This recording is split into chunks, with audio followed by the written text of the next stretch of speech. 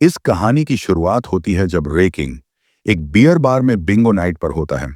तभी एक लड़की अनाइस अंदर आती है और रे की मेज के पास बैठ जाती है। वहीं कुछ लोग जो बर्क नाम के आदमी के लिए काम करते हैं उन्हें निगाह से देख रहे होते हैं। रे अनाइस को एल साल्वाडोर के एक परिवार की तस्वीर दिखाता है, सांचेज परिवार की। और अनाइस सोचती है कि रे उसे इन लोगों को मारने के लिए कह रहा है, लेकिन रे बताता है कि वह उससे मदद चाहता है ताकि उन्हें ढूंढा जा सके, क्योंकि उसे इस काम के लिए उसकी पत्नी के पिता एडिथ ने हायर किया है। रे को पता चलता है कि बाकी लोग उसके आसपास हैं, तो वह बार से भागने की कोशिश करता है। वह बार में दो लोगों से लड़ता है और उन्हें मार देता है, जिससे बार के बाकी लोग डर के मारे भागने लगते हैं। रे बाहर सड़क पर भागता है जहां उसे गोली मार दी जाती है। ट्रेजरी एजेंट मैरीबेथ मेडिना को रे की मौत की खबर मिलती है और वह उसकी लाश की पहचान करने के लिए मोर्गे जाती है। उसकी बाजू पर उसे लिखा हुआ मिलता है, अकाउंटेंट को ढूंढो। क्रिश्चियन वुल्फ अपनी हैंडलर जस्टिन से बात कर रहा होता है, ठीक उससे पहले जब वह स्पीड डेटिंग के एक राउंड में जाने वाला होता है। महिलाएं खास तौर पर उसके लिए लाइन में खड़ी होती हैं, लेकिन जब वे असल में उससे मिलती हैं तो पता चलता है कि क्रिस ने अपने ही बनाए हुए डेटिंग एल्गोरिथम से यह तय कर लिया होता है कि उसका मैच कौन होगा। उसके इस व्यवहार की वजह से वे सारी महिलाएं उससे नाखुश हो जाती हैं और उससे दूर हो जाती हैं। बर्क और उसका सबसे बड़ा गुंडा कॉब अपने काम की साइट पर रे और अनाइस के बारे में बात कर रहे होते हैं। उन्हें पता होता है कि अनाइस कौन है, क्योंकि वह उस बैठक के दौरान वहां आई थी जहां बर्क 3 और लोगों के साथ था, और उसने उन लोगों को मार दिया था लेकिन बर्क को जिंदा छोड़ दिया था। बर्क कॉब को आदेश देता है कि वह फोर्ट वर्थ जाए और उन सभी को खत्म कर दे जो उनके गंदे काम की जांच कर रहे हैं। मैरीबेथ अपनी जांच शुरू करती है कि रे क्या चीज की पड़ताल कर रहा था। जब उसे क्रिस से जुड़े दस्तावेज मिलते हैं तो वह उससे जुड़े एक न्यूरोसाइंस एकेडमी से संपर्क करती है। दूसरी ओर जस्टिन मैरीबेथ से सुनती है कि रे की हत्या कर दी गई है। बाद में क्रिस मैरीबेथ को एक पार्किंग लॉट में पाता है। वे रे की तस्वीरें और उसके रिसर्च देखना शुरू करते हैं, जिसमें कई मृत चिल्ली के पूर्व स्पेशल फोर्स के जवानों की तस्वीरें होती हैं। साथ ही एडिथ सांचेज का एक टैक्स रिटर्न भी मिलता है। उन्हें पता चलता है कि एडिथ के पिता का नाम एमिलियानो गोंजालेज था, जो फोर्ट वर्थ में गोली मारकर मारा गया है। क्रिस और मैरीबेथ एक पिज्जा फैक्ट्री जाते हैं ताकि मैनेजर आइक से बात कर सकें, क्योंकि कहा जाता है कि एडिथ वहां काम करती थी। जब आइक उन्हें जरूरी जानकारी नहीं देता तो क्रिस अपनी खुद की रिसर्च दिखाता है और सुझाव देता है कि आइक मनी लॉन्ड्रिंग में शामिल है। आइक क्रिस के सामने आ जाता है, जिससे क्रिस उसकी उंगली मोड़ देता है और फिर कुछ कर्मचारियों से लड़ता है जो आइक की मदद के लिए आते हैं। अंत में क्रिस आइक को मानने पर मजबूर कर देता है कि उसे टॉमस नाम के एक आदमी से पैसा मिलता है जो महिलाओं के तस्करी में शामिल है। क्रिस का भाई ब्रैक्सटन एक कॉर्गी पिल्ले को गोद लेने की कोशिश कर रहा होता है, लेकिन गोद लेने वाले एजेंसी की महिला उसे बताती है कि वह पिल्ले को वादा किए गए समय से पहले नहीं ले जा सकता। बाद में ब्रैक्सटन एक मिशन पर होता है जहां उसे कुछ लोगों को मारना होता है। तभी उसे क्रिस का फोन आता है जो उसकी मदद मांगता है। ब्रैक्सटन हिचकिचाता है क्योंकि उनके बीच रिश्ते में दरार आ गई है, लेकिन अंत में वह मान जाता है और उससे मिलने चला जाता है। ब्रैक्सटन क्रिस और मैरीबेथ से एक मोटल में मिलता है जहां दोनों भाई 3 महिलाओं का इंतजार करते हैं।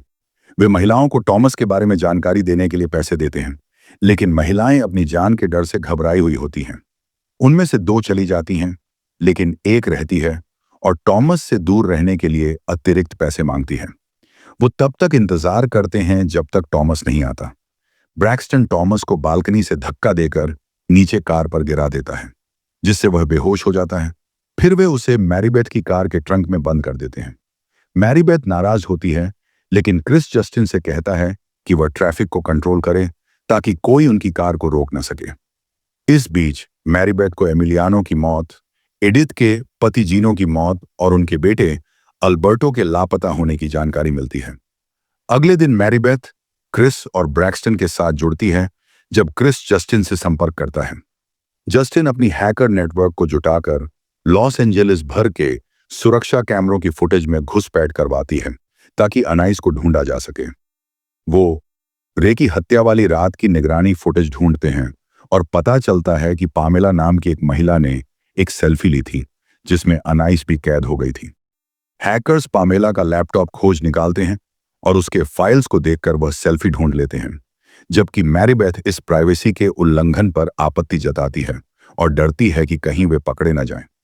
हैकर्स पामेला को कुछ पता चले इससे पहले ही सेल्फी ढूंढ निकालते हैं। वे पता लगाते हैं कि अनाइस दुनिया के कई हिस्सों में रही है और उसने आपराधिक संगठनों के सदस्यों की हत्याएं की हैं। मैरीबेथ जानती है कि क्रिस और ब्रैक्सटन कुछ हत्याओं के जिम्मेदार हैं, जिससे वह उनका साथ छोड़ने और अपनी जांच कानून के दायरे में खुद करने का फैसला करती है। बाद में मैरीबेथ और एक वकील टॉमस और उसके वकील से मिलते हैं। पता चलता है कि आइक की हत्या कर दी गई थी और उसके गले में एक चूहा ठूंस दिया गया था। टॉमस अपने मालिकों के खिलाफ गवाही देने के लिए तैयार होने से पहले कॉब स्नाइपर राइफल से उसे और उसके वकील को गोली मार देता है। क्रिस को जस्टिन से एक पुराने कार एक्सीडेंट के बारे में पता चलता है, जिसमें एक महिला शामिल थी। इसके बाद वह और ब्रैक्सटन एक दूसरे के साथ ज्यादा समय बिताते हैं और बाद में एक बार में जाते हैं, जहां क्रिस की नजर एक खूबसूरत वेट्रेस एंजी पर पड़ती है।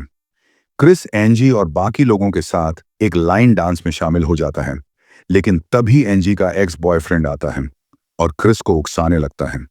इसके जवाब में ब्रैक्सटन क्रिस की मदद करता है और दोनों मिलकर उस लड़के और उसके दोस्तों की जमकर धुनाई करते हैं, जिससे वे सब भाग जाते हैं। ब्रैक्सटन को यह देखकर गर्व होता है कि क्रिस ने एंजी का नंबर भी ले लिया है। मैरीबेथ को उस कार एक्सीडेंट पीड़िता के बारे में पता चलता है, एक महिला जिसने हादसे के बाद अपनी याददाश्त खो दी थी और जिसे चेहरे की सर्जरी करवानी पड़ी थी। उस महिला को बाद में एक दुर्लभ स्थिति हो गई, जिसे एक्वायर्ड सवांट सिंड्रोम कहते हैं, जिससे उसमें शतरंज जैसी चीजों में असाधारण प्रतिभा आ गई और बाद में हत्या करने की भी। वह महिला थी एडिथ सांचेज, जो धीरे धीरे अनाइस बन गई। वह हिंसक हो गई थी और एक गार्ड पर हमला करने के बाद अपने इलाज के केंद्र से फरार हो गई। क्रिस को पता चलता है कि ब्रैक्सटन का मालिक उसे मैरीबेथ को मारने का आदेश दे रहा है।